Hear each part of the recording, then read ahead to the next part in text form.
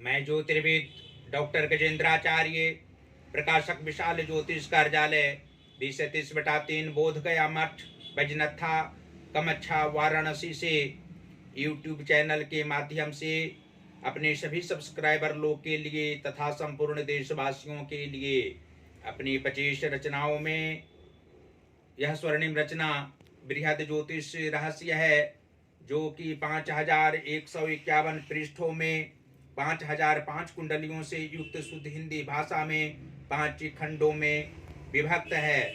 इस ज्योतिष महाग्रंथ बृहद ज्योतिष रहस्य को इतने कलम अर्थात 525 कलम से मेरे द्वारा रचना हुई है। आज आप लोगों को जन्म कुंडली के नवम भाव में चंद्र और बुध ग्रह को एक साथ बैठने का फल स्पष्ट शब्दों में दर्शाने जा रहा हूं। जन्म कुंडली के नवम भाव में चंद्र और बुध के मेल से जातक युवावस्था के उपरांत विदेश में अपना जीवन व्यतीत करने वाला होता है। स्वाभिमानी होने से इसे अपने ही लोग जो अभिमानी प्रवृत्ति का होता है वह इनको दुख पहुंचाता है, लेकिन उन सब नीच प्रवृत्ति के लोगों से इन्हें परेशानी कुछ होती है, परंतु स्वाभिमान पर ठेस पहुंचने यह जातक नहीं देता तथा धन अपव्यय भी नहीं कर अपनी बुद्धि से उच्च ख्याति प्राप्त व्यक्ति से अभिमानियों का अभिमान को ध्वस्त करा देता है। भाग्योदय तो समयानुसार होता है, लेकिन कुछ समस्या के कारण इस जातक को घर परिवार में ही रहना पड़ता है। आयु के 33वें वर्ष से स्थायी भाग्योदय जन्म स्थान के समीप में ही होता है, उससे इसको लाभप्रद समय सदैव बना रहता है तथा भाग्य में अकस्मात परिवर्तन होता है। ये दोनों चंद्र व बुध जातक को भाग्यशाली बनाते हैं। इसके शरीर लंबे चौड़े, गौर बदन, नाक व आंखें भी सुंदर और हाथों की अंगुलियां लंबी होती हैं। गुणों की अधिकता से समाज में अत्यधिक प्रतिष्ठा इसे मिलती है। एक साथ में कई कार्य करने की क्षमता ये रखते हैं। धर्म व जाति को न देखकर एक कर्मनिष्ठता पर पूर्ण विश्वास सदैव रखा करते हैं। अपने पूर्वज की कीर्ति को आगे बढ़ाने में ये जातक सफल होते हैं। शक्ति को ही मुख्य आधार मानकर ये आजीवन चलते हैं।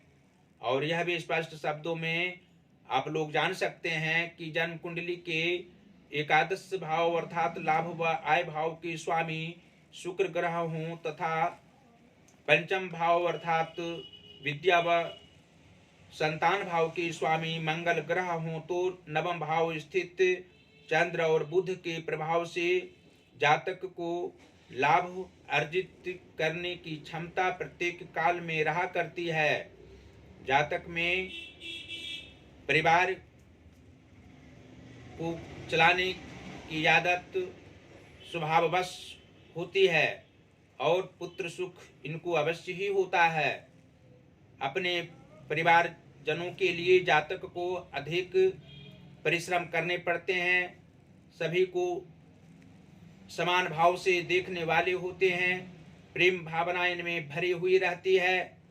पुत्र भी इनके अनुकरण करने वाले होते हैं। पुत्र सुख वृद्धावस्था में जातक को अवश्य ही होता है। वृद्धावस्था होने पर इनके पुत्र इनकी सेवा शुश्रूषा प्रेम पूर्वक करने वाले होते हैं। और जन्म कुंडली के कर्म भाव के स्वामी बुध ग्रह हों तथा मातृभाव के स्वामी गुरु बृहस्पति हों तो नवम भाव स्थित चंद्र और बुध के प्रभाव से जातक को कर्म क्षेत्र में अधिक मन कार्य करने समय लगता है। कार्य करने के लिए उत्सुक सदैव रहा करते हैं। इनके विचारों पर इनके साथ में रहने वाले भी इनके विचारों का मान सम्मान करने वाले होते हैं। मातृ सुख जातक को होता है, लेकिन इनकी माता को शारीरिक कष्ट की सामना अधिक रूप में करनी पड़ती है। इसके कारण जातक को मानसिक तनाव भी मातृपक्ष के कारण रहा करता है। और जन्म कुंडली के सप्तम भाव के स्वामी बुध ग्रह हों तथा लग्नेश गुरु बृहस्पति हो तो नवम भाव स्थित चंद्र और बुध के प्रभाव से जातक का दाम्पत्य जीवन सुखमय रहता है। पति पत्नी में मधुर संबंध रहना स्वाभाविक बात होती है। बाल बच्चों में भी एकात्मकता बनी हुई रहती है। इनके परिवार भी अनुकूल रहा करते हैं और प्रेम भावना भी जीवनों पर्यंत रहना भी स्पष्ट है। इनकी लंबी आयु होती है। जातक जब धन व्यय करते हैं तो प्रसन्नता पूर्वक धन व्यय करते हैं। धनोपार्जन भी प्रसन्नता पूर्वक प्राप्त करने वाले होते हैं।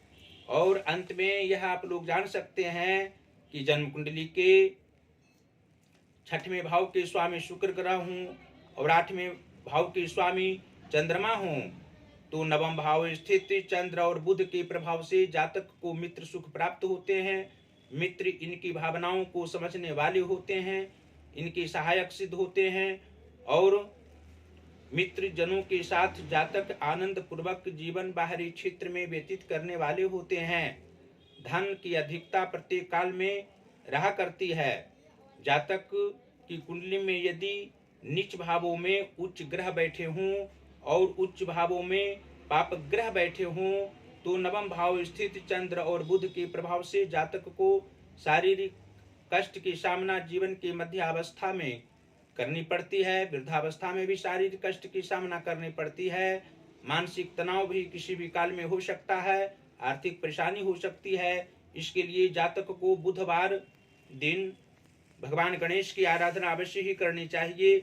भगवान गणेश पर दुर्वा चढ़ाने से आत्मिक सुख प्राप्त होगा और अवश्य ही जातक को भगवान गणेश की आराधना करनी चाहिए।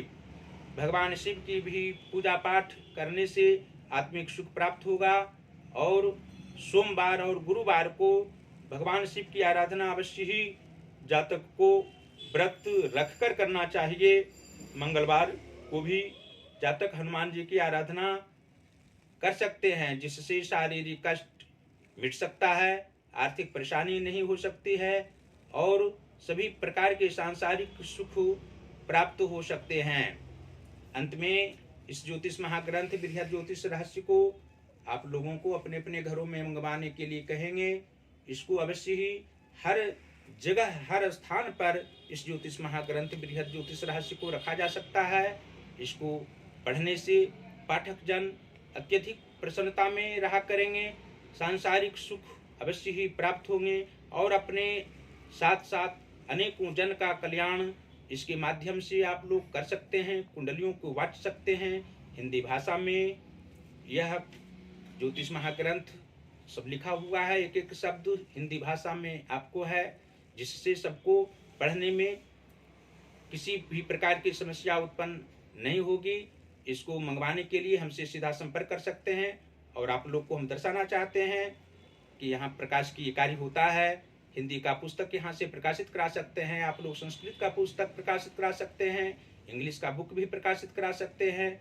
आप लोग हमसे सीधा संपर्क कर सकते हैं। पहला संपर्क का नंबर है जो व्हाट्सएप नंबर है हमारा 94 51 22 87 और 47। दूसरा नंबर है जो पेटीएम नंबर है 88 40 76 17 और 92।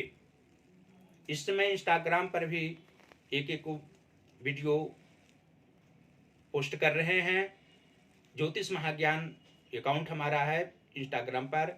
आप लोग अवश्य ही हमारे अकाउंट को आप लोग खोलें, देखें और 25 रचनाओं में 18वीं रचना जो वाक्योपदेश 3333 वर्णानुक्रम उपदेशात्मक वाक्यों में है, आप लोग उसको अवश्य ही देखें।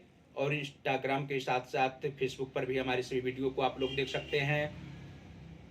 जो गजेंद्राचार्य ज्योतिर्विद हमारी आईडी है फेसबुक की, आप लोग अवश्य ही इस आईडी को आप खोलेंगे तो हमारी सभी रचनाओं को जो वीडियो के माध्यम से हम दे रहे हैं आप लोग देख सकते हैं।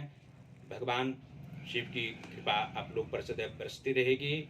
साथ ही जो यूट्यूब पर ज्योतिष महाज्ञान हमारा चैनल है उसको अवश्य ही सब्सक्राइब करें, घंटे का बटन अवश्य दबाएं और हमारे सभी वीडियो को शेयर करते रहें।